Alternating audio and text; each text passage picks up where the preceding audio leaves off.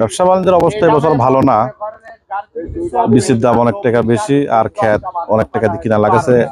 1 বিঘা জমি প্রায় 1.5 লক্ষ টাকা দিয়ে কিনা হয়েছে, 1,40,000, 1,30,000। এখন বর্তমান বিক্রি হচ্ছে আপনার কেজি 25 টাকা, 26 টাকা কেজি বিক্রি হচ্ছে। ফলন এবার অতিরিক্ত বর্ষণের কারণের জন্য গাজর ফলনও একটু কম, আর গাজরটা হচ্ছে একটু ডিস্টার্ব বাড়াইছে। এই জন্যই ব্যাপারীরা আছে, ব্যবসার অবস্থা খুবই একটা ভালো না। আছে মোটামুটি আছে, মানে ততটা ভালো না। এই মাল আমরা এগুলা আছে এখান থেকে চরে থেকে আছে, মাঠে থেকে লিভার দিয়ে তুলে এনে এখানে ধোয়ার পরে বস্তা, আপনারা দেখতেছেন বস্তা প্যাকেট হচ্ছে। এখান থেকে বিভিন্ন মোকামে ঢাকা যাচ্ছে, সিলেট যাচ্ছে, চট্টগ্রাম, রিয়াজউদ্দিন বাজার যাচ্ছে, তারপরে আপনার রাজশাহী, সিরাজগঞ্জ, কুষ্টিয়া, প্রত্যেকটা মোকামে আমরা দেখা যাচ্ছে কি কিছু ব্যাপারী আছে, সবাই ব্যাপারী মিল করে গাড়ি করতেছি, গাড়ি করে এই মালগুলো আমরা সংগ্রহ করে আড়তে পাঠাচ্ছি। আড়তদার মাধ্যমে বিক্রি হচ্ছে। ওনারা আমাকে হচ্ছে দেখা যাচ্ছে সপ্তাহে 2 দিন টাকা লাগা দেয়, বৃহস্পতিবারে এবং রবিবারে টাকা দেয়, এবং তার আগেও দেখা যাচ্ছে কিছু টাকার দরকার হলে অগ্রিম লাগা দেয়। এভাবে আমরা ব্যবসা বাণিজ্য চালা যাচ্ছি।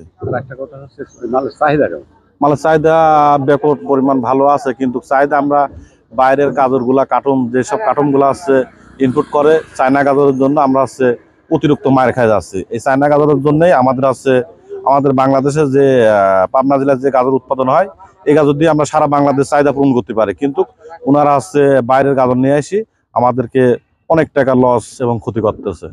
আচ্ছা, আর একটা কথা, আপনাদের এই সবজিতে কেমন জমিতে আবাদ হয়? কত জমিতে কত কৃষক আবাদ করে? এই জমি হাজার হাজার কৃষক আছে, হাজার হাজার কৃষক। প্রত্যেকটা ইউনিয়নে প্রত্যেকটা ইউনিয়নে আপনার এখানে আছে আপনার ভেড়ামারা আছে, ভেড়ামারা কিছু জমিতে আবাদ হয়। তারপরে 16 দাগে, তারপরে পাবনা মেন্টালে কাছে ওখানে আবাদ হয়। তারপরে পাবনা জেলায় আপনার সব জায়গাতে গাজর আবাদ হয় প্রচুর পরিমাণ। বাইরে এগুলো আছে চাহিদা বেশি, কিন্তু আমাদের চায়না গাজর আছে, আমাদের আছে মায়ের প্রশস্ত পরিমাণ আছে, ব্যাপক ক্ষতি করে এই গাজরগুলো। ঠিক আছে।